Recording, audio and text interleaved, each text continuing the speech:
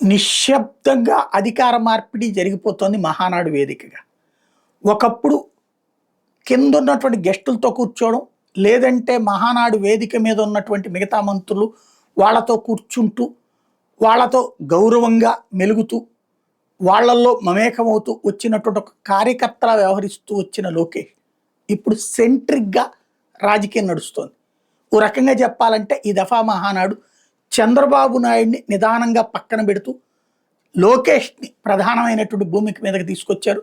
ఆ కార్యక్రమ నిర్వహణకు సంబంధించినటువంటి ఆ కడప రెడ్డమ్మ వాళ్ళ ఆయన ఇచ్చినటువంటి అడ్వర్టైజ్‌మెంట్‌లోనే మూడొంతుల ఫోటో లోకేషు, ఒక వంతు ఫోటో చంద్రబాబు పెట్టడం ద్వారానే ఆ సంకేతం ఇచ్చారు. అట్లాగే వచ్చిన ప్రతి ఒక్కళ్ళు కూడా లోకేష్‌కి నాయకత్వం అప్పగించాలి అన్నటువంటి పాయింటే ఉంది. ఓ రకంగా అందరూ కోరుకుంటోంది లోకేష్‌ని ప్రెసిడెంట్‌ని చేసేసేయాలని.